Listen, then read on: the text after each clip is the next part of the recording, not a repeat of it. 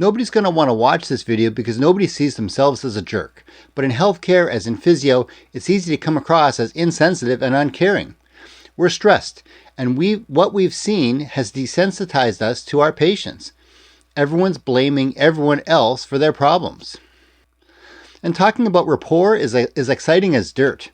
But every day, you either get better at this or you don't. So stay to the end for 3 quick tips to give yourself a boost. I get it. I'm sure tons of my patients think I'm a jerk for pushing through evals, seeing through their complaints and moving on to solutions, and decatastrophizing their problems. But when we push through those evals because we have a clinic full of patients, and we see through their patient complaints because we've seen 20 other patients just like this, and we have to decatastrophize their problems because wallowing in pity and playing the victim goes nowhere. So the physio life is a balance between pushing to get things done and taking time to listen. I don't need to tell you how to work harder. If you've got this far, you know how to hustle. We need ideas to build patient rapport to strengthen that therapeutic alliance. I have 5 elements of rapport. 1, make patients feel heard. 2, show respect for their personal catastrophe. 3, agree to goals with the patient. 4, individualize your approach for each patient. And 5, be professional. First, make patients feel heard. Show genuine interest. This is the act of listening. Let patients know that you take their issues seriously. Paraphrase, repeat back those patient complaints.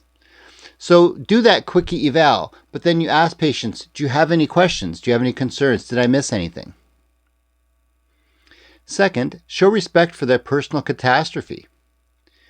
Show awareness of the seriousness of their situation, but de-escalate the severity by bringing them a physio solution. For example, an ankle fracture post-immobilization, acknowledge that stiffness, but then talk about the physio plan to address it. Third, agree to goals with the patient. The physio has to be the positive, encouraging voice to get through this problem. Talk about clear, realistic goals to address their limitations. Get the patient to buy into the solution, especially home exercises. The 4th element of rapport here is to individualize your approach for each patient. Adapt to each person, young or old, smart or dumb, scared or oblivious. Encourage autonomy. What can this patient do to make their situation better? I say, if you're only going to do one thing, do this one thing until you come back and see me. Lastly, be professional. That is to say, be polite, be friendly, but not too friendly. Use plain language. It's important to stay in your lane. Don't overpromise. Don't badmouth other professionals. Don't give advice about issues outside your scope of practice. Also, apologize when appropriate. Be grown up about forgiving everybody.